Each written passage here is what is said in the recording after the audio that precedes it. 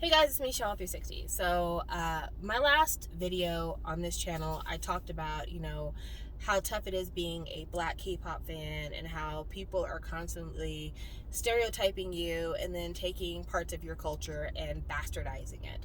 And yesterday, Katie was on Twitter talking about her decision to no longer support Dreamcatcher physical releases because of the bastardization of the Dreamcatcher as it is used by Dreamcatcher's company for merchandising album covers in the videos.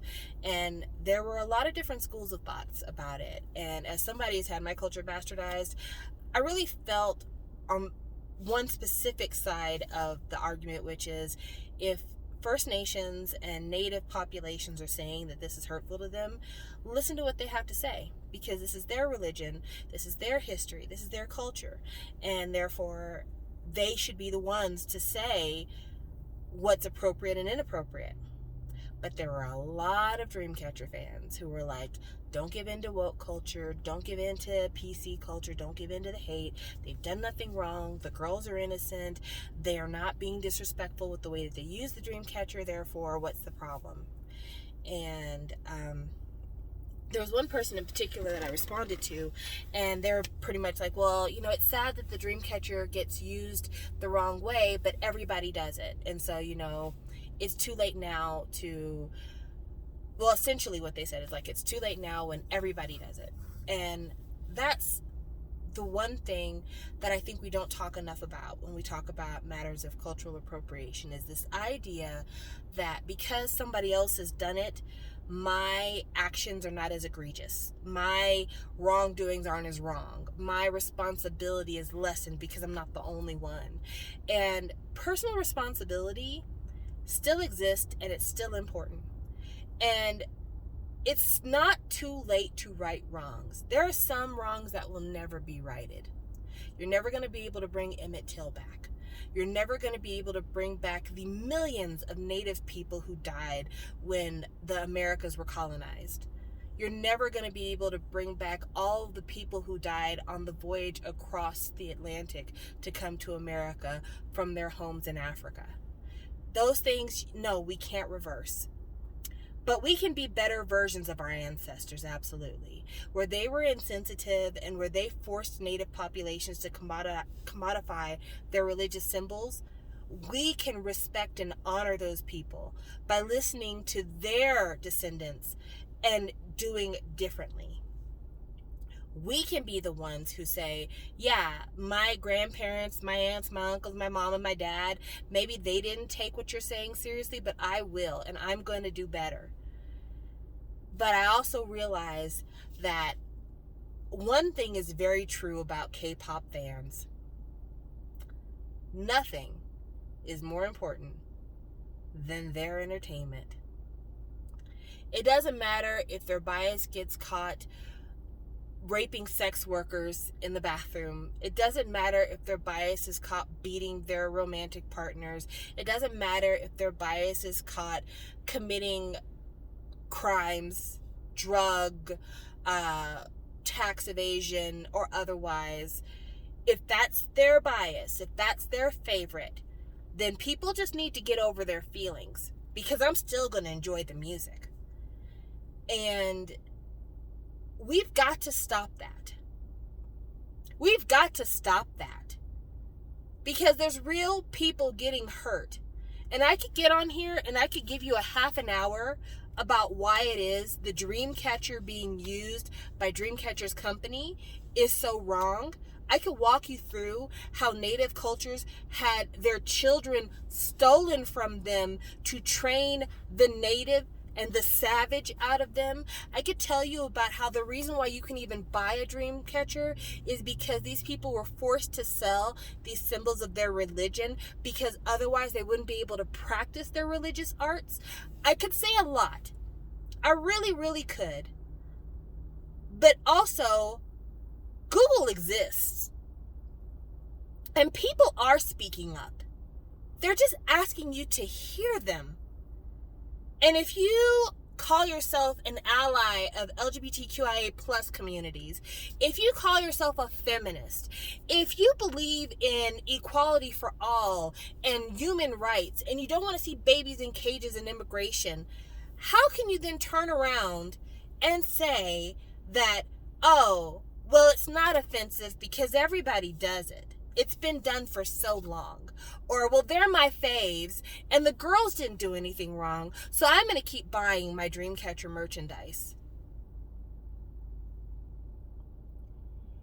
It is really tough sometimes to look at the things you love and see where something is wrong. I'm not going to lie to you. I still have my moments where I'm like, but it's my fave. Really? Do I have to give it up? But with something like the idea of respect for my causes, I'm the kind of person, and I don't know if you are, I've always believed in do unto others as you'd have done unto you.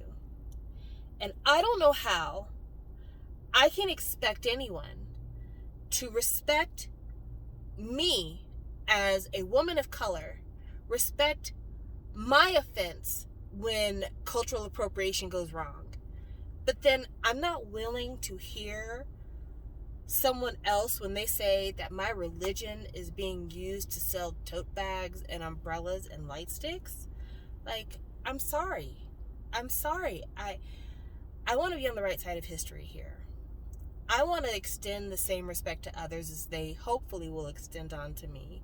And at the end of the day, I can give up spending $25 or $30 on a Dreamcatcher album. I can just very much listen to their music and keep it there. I could very much Spotify that. I could very much Apple Music it. I could very much put it on Tidal, whatever else, and support in that way. I don't have to buy these Dreamcatcher symbols from a company who, as far as I've been able to tell, hasn't donated a single cent to First Nations people where the Dreamcatcher comes from. So that's my feelings on that. And I wanted to make sure I said it because it fell so close to what I had already been talking about, and it made me so frustrated that, intersectionality is still such a problem for us. It's still such a problem to look outside of our own woes, to look outside of our own points of pain, to see other people's, to still put our pleasures underneath someone else's pain. It's fascinating how far people will mentally reach to excuse something, but when it actually personally affects them, all of a sudden, well, doesn't everybody understand how disrespectful this is?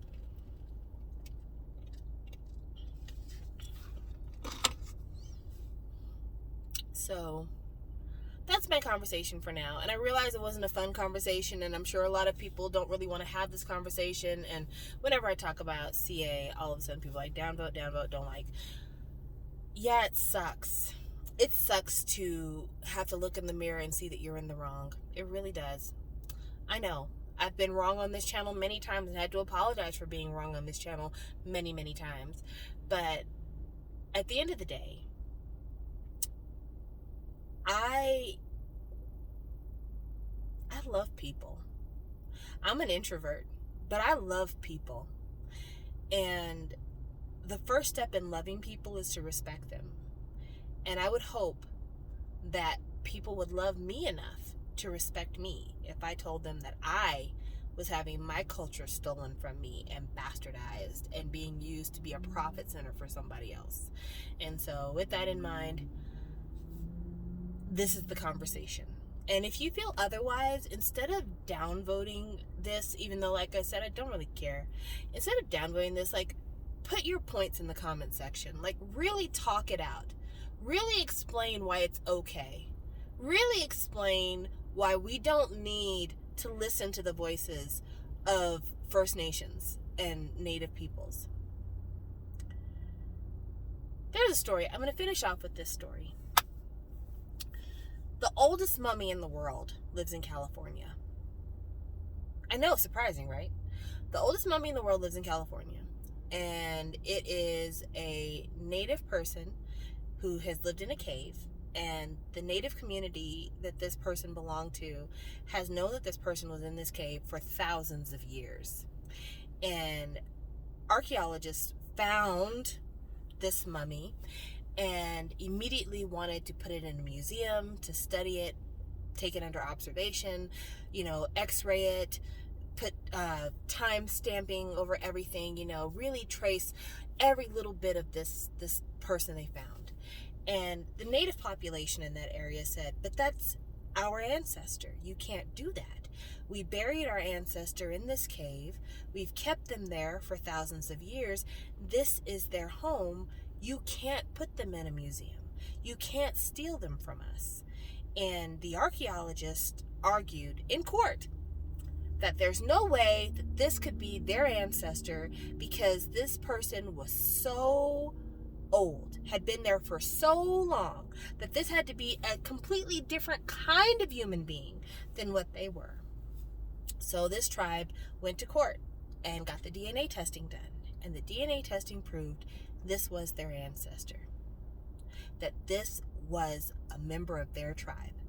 And the archaeologists had to put them back. And of course it was, but what about science? What about progress?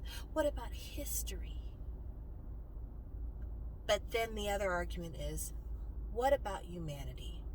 What about our rights to rest in peace?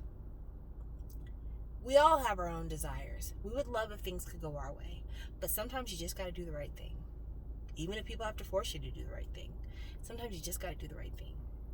So, just something to think about. Just something to think about. Could you imagine if somebody dug up your grandmother who died and you had to go to court to prove that was your grandmother in order for them to put her back in the ground? That sounds wild. But I just wanted to put that story at the tail end of this because it's just one example of the many indignities that First Nations and Native people here in America have gone through. And if this is a pain point for them, the Dreamcatcher, the least we can do is listen. All right, guys. Talk with you later. Bye.